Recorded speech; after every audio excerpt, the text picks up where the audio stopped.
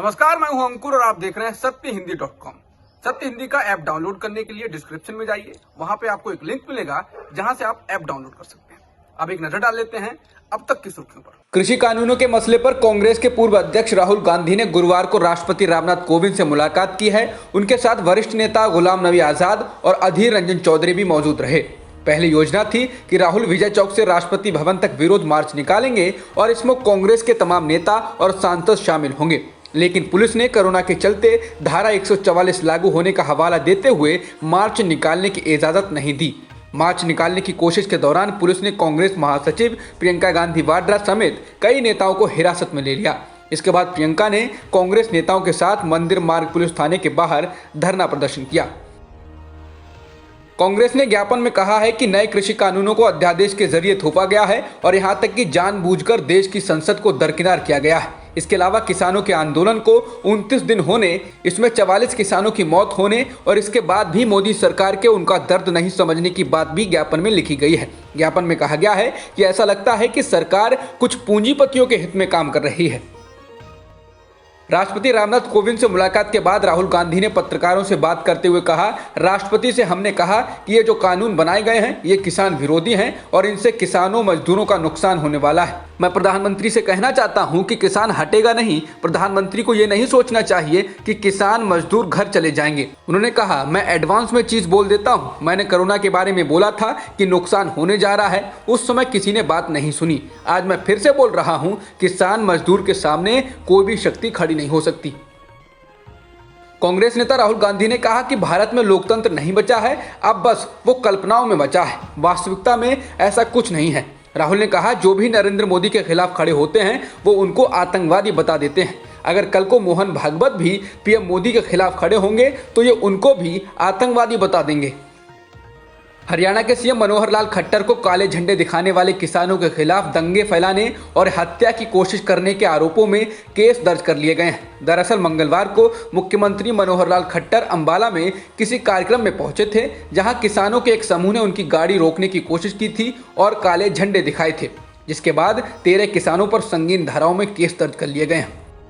Britain के सिख सांसद तनमनजीत सिंह ढेसी ने कहा है कि बोरिस जॉनसन के भारत दौरे को लेकर तैयारियां पूरी हो गई हैं, इसलिए उन्हें जल्दी ही विपक्षी पार्टियों की ओर से एक चिट्ठी मिलेगी जिसमें उनसे भारत के किसान आंदोलन को लेकर अपना रुख साफ करने और जल्द समाधान के लिए प्रधानमंत्री मोदी के सामने इस मसले को उठाने की मांग की जाएगी। तनमनजीत सिंह ने कहा कि उनके क्षेत्र के काफ़ी लोगों ने उनसे भारत में चल रहे किसान आंदोलन को लेकर चिंता जाहिर की है और ब्रिटिश सरकार से संपर्क करने के लिए कहा है। उत्तर प्रदेश की योगी आदित्यनाथ सरकार पर मुस्लिम युवाओं के खिलाफ धर्मांतरण कानून का गलत इस्तेमाल करने का आरोप लगा है। द प्रिंट की एक रिपोर्ट के अनुसार पश्चिमी यूपी में 18 वर्षीय सोनू उर्फ शाकिब को पुलिस ने इस कानून के तहत जेल में बंद कर दिया है। दरअसल शाकिब 18 दिसंबर को दलित लड़की, जो कि उसकी पूर्व सहपाठी भी है, के साथ पिज्जा खाने बाहर गया था। उसी वक्त पुलिस ने शाकिब को लड़की को कथित तौर पर प्यार के जाल में फंसाने और धर्म परिवर्तन के आरोप में जेल में डाल दिया। मामला तब और गहरा गया जब लड़की के पिता ने इस बात से इनकार किया कि बेटी सोनू के साथ भागने की कोशिश में थी। इसी तरह लड़की ने जोर देकर कहा कि सोनू ने कभी विवाह या धर्म परिवर्तन के संबंध में बात नहीं की। उत्तर प्रदेश की योगी सरकार मुजफ्फरनगर दंगे के आरोपी बीजेपी नेताओं से मुकदमे वापस लेने जा रही है। इसके लिए उसने याचिका भी दायर कर दी है। जिनसे केस वापस लेने की बात हो रही है उनमें बीजेपी के नेता सरधना मेरठ से विधायक संगीत सोम, शामली से विधायक सुरेश राणा और मुजफ्फरनगर सदर से विधायक कपिल देव का नाम भी शामिल है। इसमें हिंदू कट्टरवादी नेता साध्वी प्राची का भी नाम है। बता दें, 7 सितंबर 2013 को नगला मंदोर गांव के इंटर कॉलेज में जाटों ने महापंचायत बुलाई थी। इसके बाद 27 अगस्त को कवाल गांव के 2 युवाओं की हत्या कर दी गई थी। एक मुस्लिम युवक शहनवाज कुरैशी को मारने के बाद भीड़ ने सचिन और गौरव नाम के 2 लोगों को पीट कर मार डाला था। बंगाल में बीजेपी ने बुधवार को राज्य महिला मोर्चा के अध्यक्ष अग्निमित्रा पॉल को पार्टी विरोधी गतिविधियों के लिए कारण बताओ नोटिस जारी किया है। उन्होंने टीएमसी विधायक जितेंद्र तिवारी के बीजेपी में शामिल होने के खिलाफ आवाज उठाई थी। ये नोटिस राज्य में बीजेपी के वाइस प्रेसिडेंट प्रताप बनर्जी की तरफ से जारी किया गया है। एक बयान में पॉल ने कहा था कि वह तिवारी के पार्टी में शामिल होने के पक्ष में नहीं है। मंगलवार को ऐसा ही नोटिस बीजेपी के जनरल सेक्रेटरी सायंतन बासु और 2 पार्टी नेताओं गंगा प्रसाद शर्मा और संतोष हाथी के खिलाफ भी जारी किया गया था। बासु ने भी बीजेपी में टीएमसी विधायकों के शामिल होने का विरोध किया था। केंद्रीय गृह मंत्री अमित शाह ने पश्चिम बंगाल दौरे के दौरान रविवार को बाउल गायक वासुदेव दास के घर पर भोजन किया, लेकिन उनसे एक शब्द भी बात नहीं की। दास ने अफसोस जाहिर करते हुए कहा कि शांति निकेतन स्थित उनके घर पर भोजन करने के तुरंत बाद अमित शाह वहां से चले गए, उनसे कुछ भी बात नहीं की, जिसके बाद राज्य सरकार ने गरीब वासुदेव दास को आर्थिक सहायता देने की पेशकश की है। दूसरी तरफ बीजेपी का आरोप है कि अमित शाह के दास के घर जाने के बाद टीएमसी को दास याद आए हैं। पुणे पुलिस ने 31 दिसंबर को एल्गार परिषद के कार्यक्रम के आयोजन को अनुमति नहीं दी है। 2017 के आयोजकों में से एक जज बीसी कोलसे पाटिल ने इसके फिर से आयोजन के लिए अनुमति मांगी थी। पुलिस कमिश्नर अमिताभ गुप्ता का कहना है कि कोरोना संकट को देखते हुए कार्यक्रम की अनुमति नहीं दी जा सकती है। हालांकि आयोजकों का कहना है कि वो पुलिस द्वारा अनुमति नहीं दी जाने के खिलाफ हाईकोर्ट का रुख करेंगे। बता दें 2017 में हुए इस कार्यक्रम को लेकर काफी विवाद हुआ था।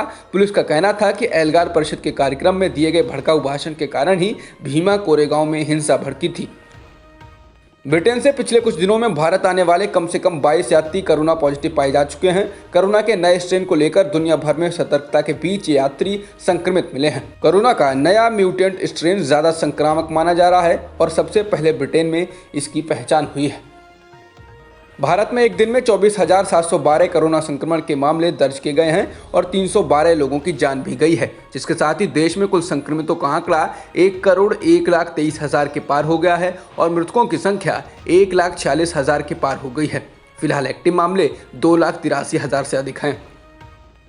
अमेरिका के राष्ट्रपति डोनाल्ड ट्रंप ने अपने पूर्व कैंपेन मैनेजर पॉल मैनाफोर्ट, पूर्व सलाहकार रोजर स्टोन और अपने दामाद के पिता को माफी दे दी है। पॉल मैनाफोर्ट को 2018 में अमेरिका के 2016 में हुए राष्ट्रपति चुनाव में कथित रूसी दखल मामले में दोषी ठहराया गया था। अमेरिकी राष्ट्रपति ट्रंप ने अगले महीने कुर्सी से हटने से पहले 29 लोगों को माफी दे दी है, जिनमें ये 3 लोग भी शामिल हैं। अब तक की खबरों में इतना ही। बाकी खबरों के लिए बने रहिए सत्यहिंदी.com के साथ। सत्य हिंदी का ऐप डाउनलोड करें गूगल प्ले स्टोर पर।